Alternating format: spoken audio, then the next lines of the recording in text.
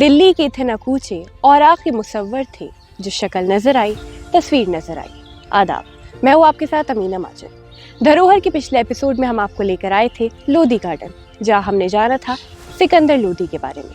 और आज इस एपिसोड में हम जानेंगे दिल्ली सल्तनत के तीसरे रूलर मोहम्मद शाह के बारे में, जो सैयद डायनेस्टी के थे।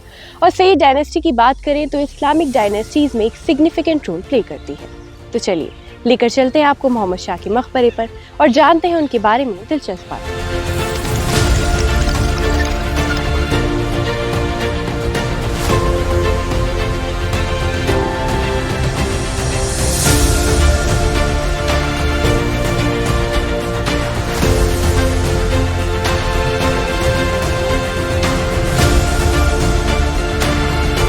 सर, जैसे हमारे पीछे मोहम्मद शाह का मकबरा है, तो मैं जानना चाहूँगी मोहम्मद शाह के बारे में आपसे। मोहम्मद शाह एक रूलर थे, बादशाह थे, दिल्ली के बादशाह थे। दिल्ली सल्तनत का जो पीरियड है उसके दौरान थे, और एक डायनेस्टी सल्तनत पीरियड के दौरान गुजरी है। सैयद डायनेस्टी कहलाती थी। ज़्यादा वक्त नहीं है उसका, 35-36 साल 37 साल के करीब ये डायनेस्टी रही।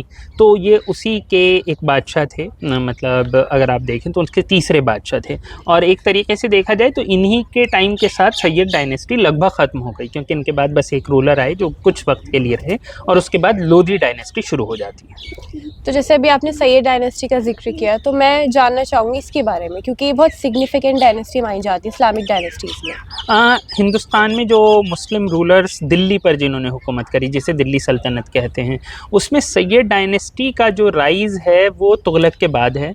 और अगर देखा जाए तो तैमूर का जो हिंदुस्तान पर हमले हैं जो मंगोलों के, ये उसके बाद एक तरीके से आप ये समझिए कि जो कमज़ोर हुए तुगलक, और उसके बाद जो नया जो एक सिस्टम खड़ा हुआ, इसमें ये भी मज़ेदार चीज़ है कि जो पहले इसके बादशाह थे खिज़्र ख़ान, तो उन्होंने एक तो ख़ुद को सैयद क्लेम किया, क्योंकि वो कहीं ना कहीं एक लेजिटिमेसी चाहते थे मुस्लिम्स के बीच कि उन्हें सैयद यानी कि उन्हें प्रॉफिट मोहम्मद की लीनियज से देखा जाए।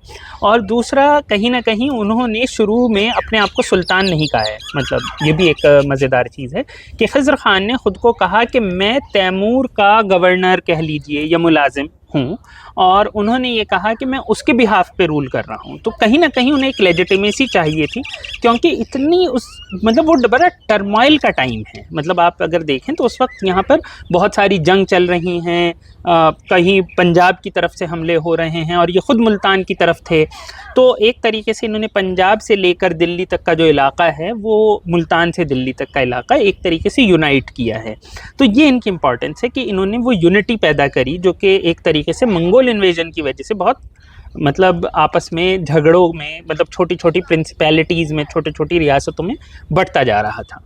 जैसे अभी आपने जिक्र किया खिज़्र ख़ान का, तो फर्स्ट रूलर थे यहाँ के, तो उनके बारे में आप कुछ बताइए। खिज़्र ख़ान की, जैसे मैंने भी बताया, खिज़्र ख़ान एक गवर्नर थे मुल्तान की तरफ। गवर्नर कह लीजिए, सूबेदार कह लीजिए, अलग अलग टर्म अलग अलग वक्त पे यूज़ होते हैं, लेकिन वो एक ऑफिशियल थे जिनका कि मुल्तान की तरफ अगर आप देखें तो कब्ज़ा था।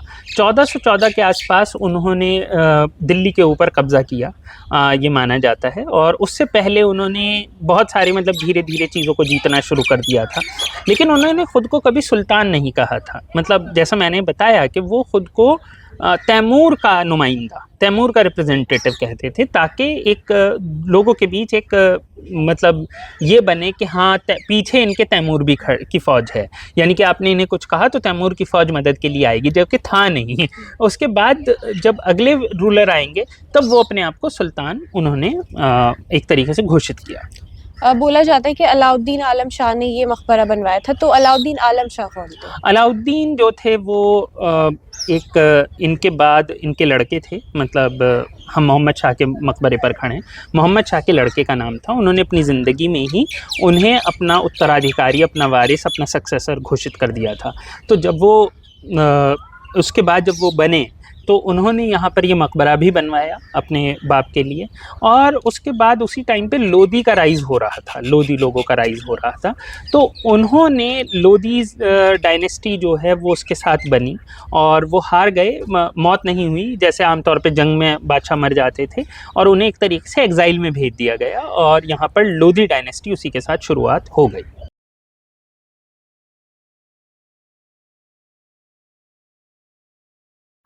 तो इसके आर्किटेक्चर के बारे में कहा जाता है कि यहाँ हिंदू आर्किटेक्चर और इंडो इस्लामिक आर्किटेक्चर की झलक देखने को मिलती है, तो आप इस बारे में क्या कहेंगे? देखिए, ये एक तरीके से हिंदू आर्किटेक्चर, अगर आप इस पे गौर करें तो हिंदू आर्किटेक्चर या इस्लामिक आर्किटेक्चर कहना तो गलत होगा, मतलब जो इंडियन आर्किटेक्चर था पहले से, इसकी कुछ झलक इसमें आपको मिलती हैं। जैसे कि अगर आप जहाँ पे आपके आर्चेस शुरू होते हैं, आप देखें कि वहाँ पे किस तरीके से एक छतरी नुमा चीज़ नज़र आ रही है, तो आप देखेंगे कि वो टिपिकल वो चीज़ है जो कि आप राजस्थान वगैरह में बाद तक देखते आए हैं, जो अकबर के टाइम में आपको बहुत दिखाई दी है।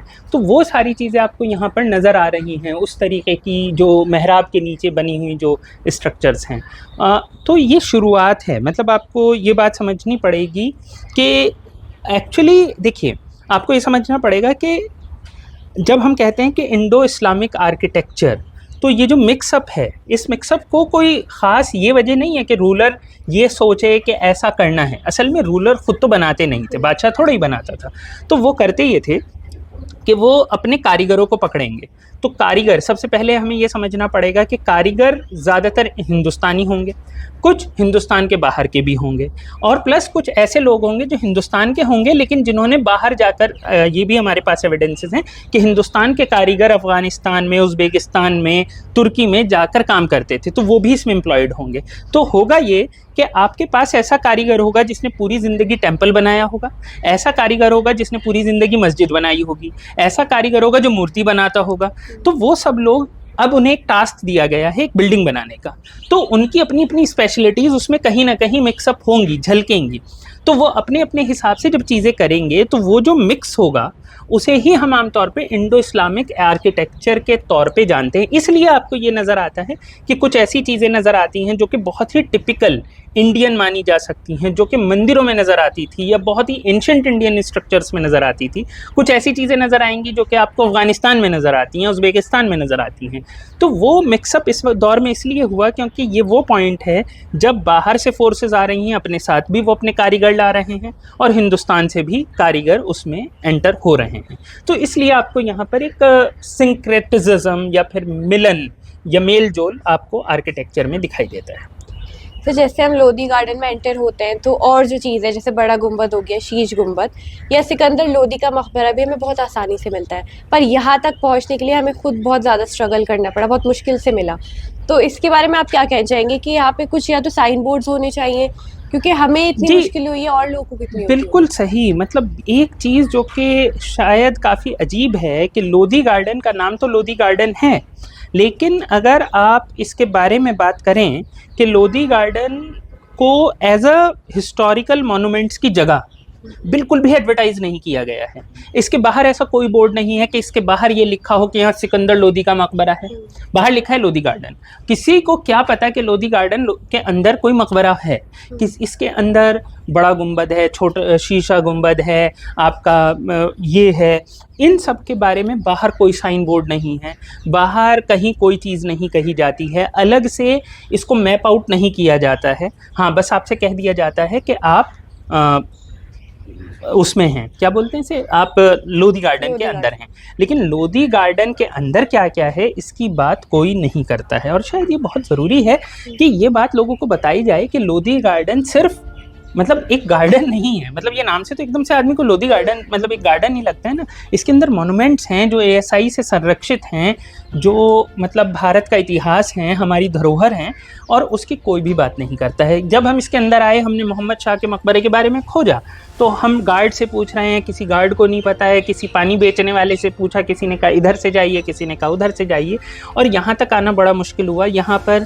सिर्फ कुछ यंग कपल्स हैं, उसके अलावा मुझे नहीं लगता कि यहाँ पर कोई भी एज अ टूरिस्ट जो कि अपने आप को एज ए हिस्टोरिकल प्लेस का टूरिस्ट देखता हो, वो यहाँ पर मौजूद है।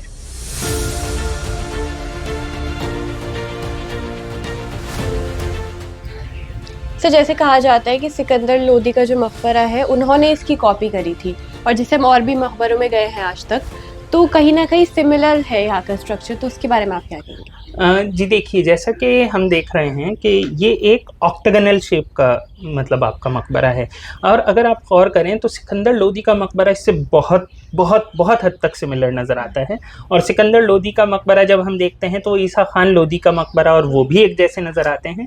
ये एक डिस्टिंक्ट आर्किटेक्चर था जो मुग़लों के टाइम में इस्तेमाल नहीं हुआ है, लेकिन उससे पहले जो टाइम है, अगर आप तुगलक पीरियड की बिल्डिंग्स देखें, बाकी बिल्डिंग्स देखें, तो एक बिल्कुल डिस्टिंक्ट आर्किटेक्चर है जिसमें 8 कोने हैं, जिसमें एक पर्टिकुलर ऊंचाई है, एक तरीके से वो तहखाने में कब्र वाला सिस्टम नहीं है उस तरीके का, या फिर ये जो बाकी चीज़ें हैं ये आपको बिल्कुल सेम नज़र आएंगी। तो असल में हुआ ये है कि सैयद डायनेस्टी से लोदी डायनेस्टी के बीच कोई बहुत ज़्यादा टाइम है नहीं, और ना ही कोई बहुत ज़्यादा ऐसा टाइम मिला जिसमें कि एक तरीके से आप ये समझें कि आर्ट एंड आर्किटेक्चर में बहुत ज़्यादा इन्वेस्ट हो पाता है। वो लगभग एक ही टाइप की डायनेस्टीज़ हैं, तो इसलिए अगर आप देखें तो दोनों में जो आर्किटेक्चर है वो बहुत ज़्यादा सिमिलर नज़र आता है। धरोहर के इस एपिसोड में हमने आपको सैयद डायनेस्टी के मोहम्मद शाह के बारे में बताया। ऐसी और भी वीडियोस के लिए आप देखते रहिए हर हफ्ते धरोहर।